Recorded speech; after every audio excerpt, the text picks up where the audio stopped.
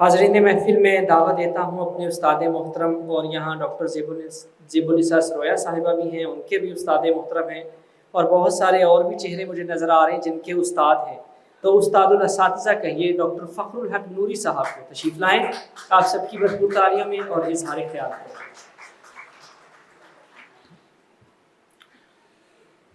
بسم اللہ الرحمن الرحیم، نحمدہ ونصلی علی رسولہ الکریم۔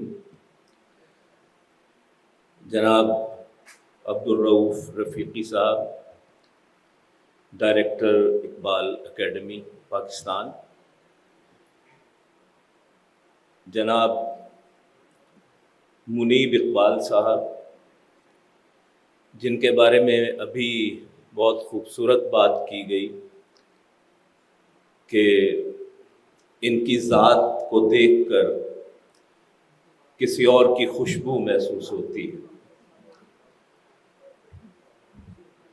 اور ابھی آپ کی سماعتیں مستنیر ہو رہی تھیں۔ میں یہ سمجھتا ہوں کہ یہ روح و جسم دونوں کے معالج ہیں، ڈاکٹر تقی عابدی صاحب، اور ان سے پہلے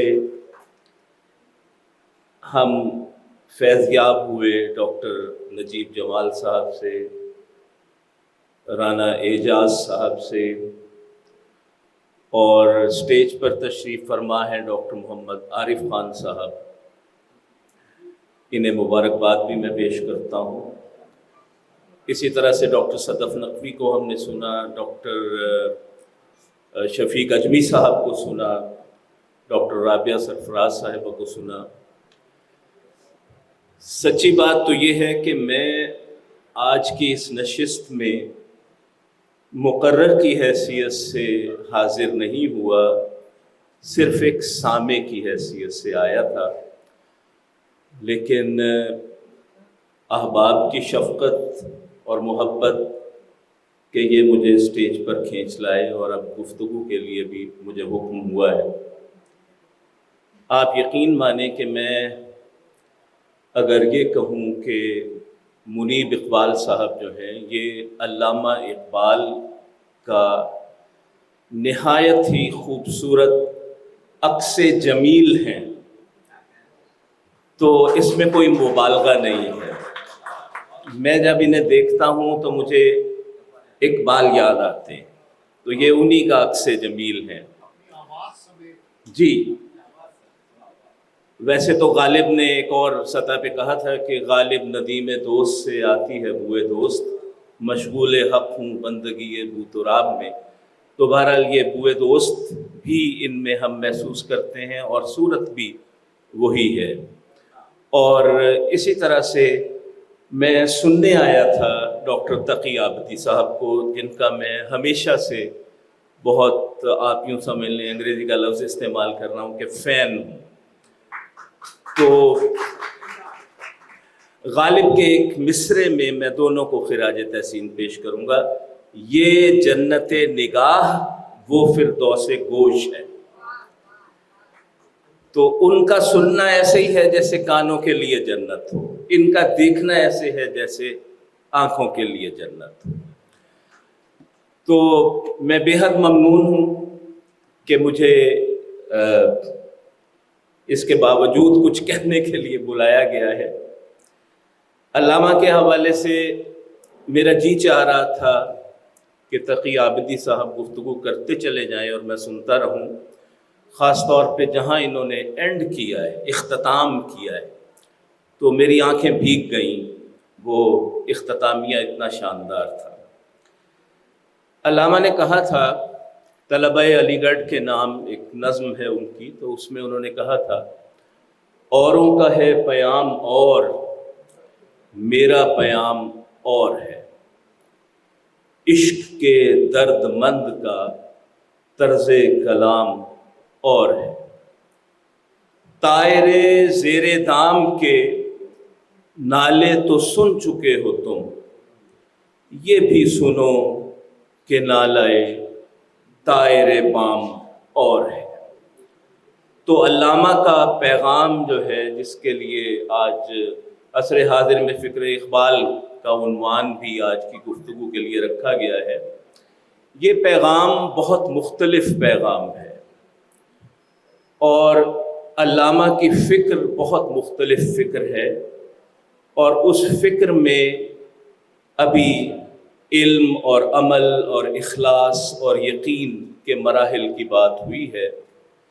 مجھے اقبال کا ایک اور شعر یاد آ رہا ہے، وہ فرماتے ہیں کہ بنتے ہیں میری کارگہ فکر میں انجم، لے اپنے مقدر کے ستارے کو تو پہچان۔ یہ اب ہم پہ ہے کہ ہم اپنے مقدر کے، انفرادی اور اجتماعی مقدر کے ستارے کو پہچاننے کے لائق ہیں کہ نہیں ہیں۔ اگرچہ اس وقت ہم ایک امتحان سے بھی گزر رہے ہیں، اور اس امتحان کے حوالے سے بھی میں علامہ ہی کا ایک شعر آپ کی نظر کروں گا۔ علامہ نے کہا تھا، فلک نے ان کو عطا کی ہے خواجگی کے جنہیں خبر نہیں روش بندہ پروری کیا ہے۔ ہم پہ بہت سے لوگ مسلط ہیں، اور ہم فکر اقبال سے دور کیوں نہ ہوں، جو مسلط ہیں انہیں فکر اقبال سے کوئی سروکار نہیں۔ میں زیادہ لمبی بات نہیں کرنا چاہتا، صرف ایک آدھ حوالہ اقبال ہی کے کلام سے دوں گا۔ ظاہر ہے میں کسی تقریر کے ذہن کے ساتھ یہاں آیا بھی نہیں تھا، یہ صرف حافظے سے یا اقبال سے جو محبت ہے، یا جو یہاں شخصیات نے تھوڑی سی ایک جوت جگائی ہے، اس حوالے سے کچھ چیزیں ذہن میں آ رہی ہیں۔ علامہ نے کہا تھا، گر دلم آئینہ بے جوہر است، اگر میرا دل جو ہے وہ ایک ایسا آئینہ ہے جس کو زنگار لگا ہوا ہے، بے جوہر آئینہ ہے، گر دلم آئینہ بے جوہر است ور بحرفم غیر قرآن مضمر است، اور اگر میری فکر میں، میرے پیغام میں، میرے کلام میں قرآن کے سوا کچھ اور ہے، روز محشر خار و رسوا کن مرا۔ دیکھیں کتنی بڑی بات ہے، روز محشر خار و رسوا کن مرا، بے نصیب از بوسہ پا کن مرا۔ نبی کریم صلی اللہ علیہ وسلم کی ذات گرامی کا بوسہ پا جیسے سب سے بڑی آرزو ہو، اور اس سے بھی وہ محروم ہونے کی بات کر رہے ہیں کہ اگر قرآن کے سوا میرا کوئی اور پیغام ہے تو پھر مجھے اس سعادت سے محروم کر دیا جائے۔ تو ہم سب یہ جانتے ہیں کہ قرآن کا پیغام ابدی پیغام ہے، نہ یہ کسی خاص علاقے کا پیغام ہے، نہ یہ کسی خاص دور کے لیے ہے، دور و دیار سے ماورا ہے۔ تو چونکہ اقبال کا پیغام وہی ہے، اس لیے اقبال کا پیغام بھی دور و دیار سے ماورا ہے۔ یہ آج بھی ویلڈ ہے اور آئندہ بھی رہے گا۔ دیکھنا یہ ہے کہ ہم اس سے کتنا استفادہ کرتے ہیں۔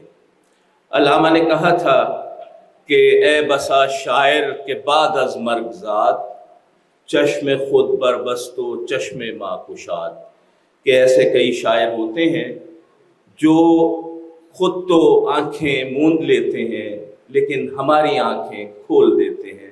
تو میں یہ سمجھتا ہوں کہ علامہ اقبال ایک ایسے شاعر ہیں کہ جو ظاہری حیات کے بعد بھی اپنے پیغام کی صورت میں زندہ ہیں، اور ہمیں اس پیغام سے بھرپور استفادہ کرنا ہے، ہمیں آگے بڑھنا ہے۔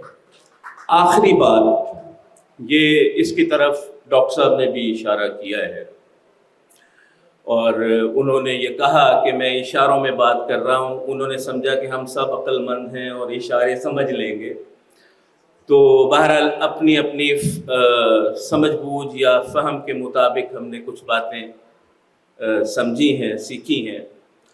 تو میں یہ عرض کرنا چاہتا ہوں کہ اگرچہ علامہ کا تخاطب اہل اسلام براہ راست ہیں، لیکن یہ پیغام سب کے لیے، یہ انسانیت کے لیے پیغام ہے۔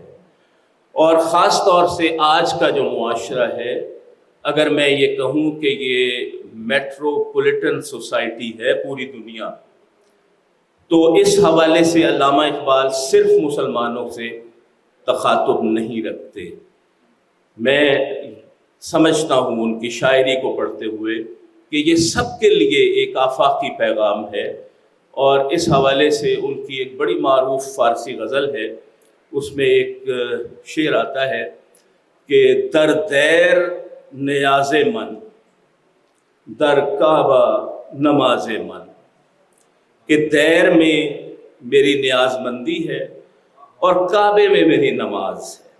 در دیر نیاز من، در کعبہ نماز من، زنار بدوشم من، تسبیح بدستم من۔ آپ سب کی سماعتوں کا شکریہ۔